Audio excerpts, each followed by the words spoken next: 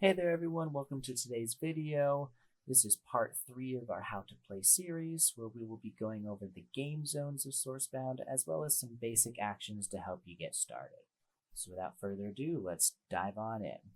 First off, in the bottom right hand corner, we have our discard pile, also known as our crypt. This is where we'll place cards that have been used or destroyed, and so they are at least currently out of the game. For example, this lovely Spring Tides here, we used the spell earlier, and once it finished resolving, it went into the discard.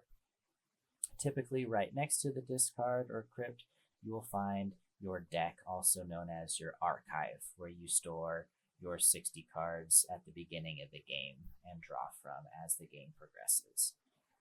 Coming along this bottom line here, we have your source line. So this is where you'll place your source cards rotated 180 degrees. So the source is at the top of the card. This is really important to keep your sources at the bottom, so that way they stay separate from your other cards and don't get mixed up. From there, the other main play area is simply in play. This, you have a little bit more flexibility on how you wish to organize it, although it should be easy to read for yourself as well as for your opponent to understand what's going on. This is how I like to set it up, but you can find something that works for you. I like to keep my terrains off to the left so that way they all stay together.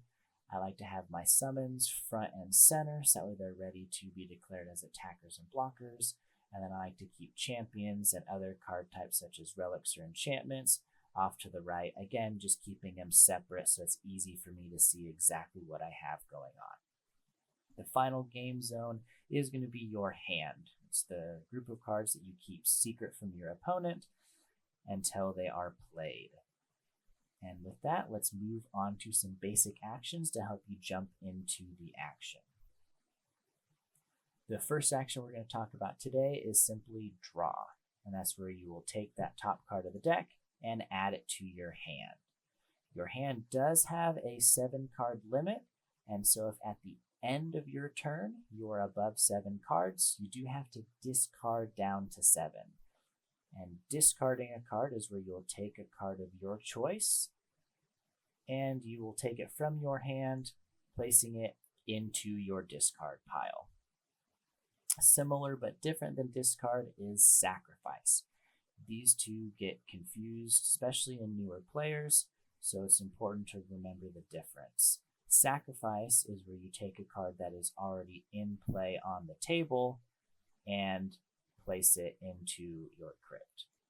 So if a card is telling you to discard, you'll take it from your hand. If a card or effect is telling you to sacrifice, you take it from the table in front of you. Some other key actions are exert and refresh. Exert is typically when you activate or use a card. Sometimes it is shown by an exert symbol, like on this storm front here, or on this survey scope, telling you to rotate it in order to gain a certain effect. Summons, as they're declared to attack the opponent, they will also be exerted, being rotated 90 degrees.